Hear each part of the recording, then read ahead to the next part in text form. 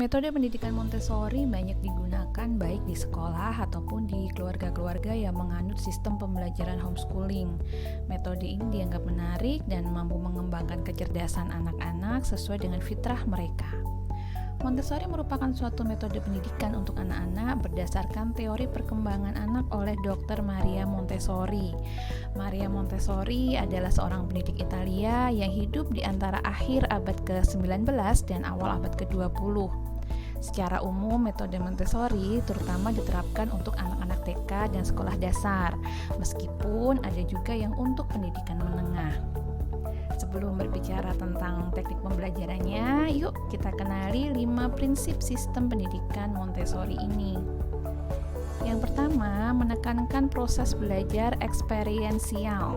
Anak-anak yang mempelajari metode Montessori belajar dengan materi yang dikembangkan secara khusus. Seperti halnya belajar matematika, mereka tidak hanya menyimpan angka. Mereka juga menghitung materi yang dibuat dan menambahkannya secara langsung. Maria Montessori mencatat bahwa anak-anak perlu bergerak dan belajar dari pengalaman langsung, tidak hanya dengan mendengarkan guru atau orang tua yang mengajarnya di rumah. Yang kedua, peran guru membantu menyediakan alat untuk belajar. Sekolah Montessori sendiri menekankan peran guru sebagai panduan. Tugas guru adalah mengamati anak dan memperkenalkan materi pembelajaran pada waktu yang tepat. Bukan sekedar pelajaran atau penjelasan teori belaka tanpa praktek langsung. Kalau di rumah, orang tua yang mencoba menerapkan metode pengasuhan Montessori kepada anak-anak perlu bekerja keras untuk menguji berbagai jenis bahan ajar untuk memperkenalkan materi tersebut.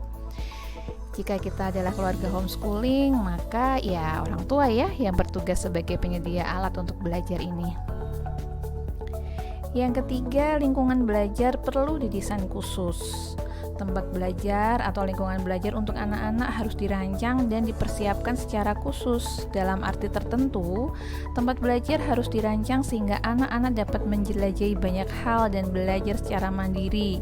Bagaimana memilih rak rendah dan berbagai alat peraga yang ditempatkan di area tertentu untuk memudahkan pembersihan bagi anak-anak. Secara umum, lingkungan belajar yang efektif adalah minimalis dengan warna-warna lembut untuk membantu anak fokus. Yang keempat, anak dibimbing belajar langsung, one-on-one lesson. Jika kelas Montessori mencakup 25 anak yang berbeda, masing-masing dari mereka harus memiliki tingkat akademik yang berbeda. Guru memberikan pelajaran berdasarkan tingkat dan kebutuhan akademik setiap anak. Metode pengajaran individual disediakan untuk mendukung kebutuhan belajar anak-anak. Jika kita menggunakan metode Montessori pada anak-anak di rumah, kita sebagai orang tua harus berkonsentrasi dan memperhatikan anak dalam proses pembelajaran. Yang kelima adalah penekanan pada peace education. Peace education dapat diartikan sebagai model pendidikan yang membantu anak untuk memiliki kemampuan mengatasi konflik dan masalahnya sendiri tanpa kekerasan dan dengan cara yang kreatif.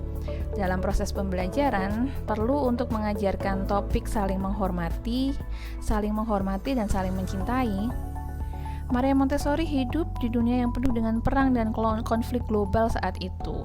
Oleh karena itu tidak mengherankan bahwa dia dengan tegas menekankan pendidikannya yang mengaitkan nilai-nilai perdamaian dalam metodenya. Orang tua dapat mengadaptasi metode Montessori untuk mengajar anak-anak di rumah. Tentu saja Anda harus menginvestasikan waktu energi khusus ya untuk memastikan pendidikan terbaik di rumah tanpa anak merasa terbebani atau tertekan.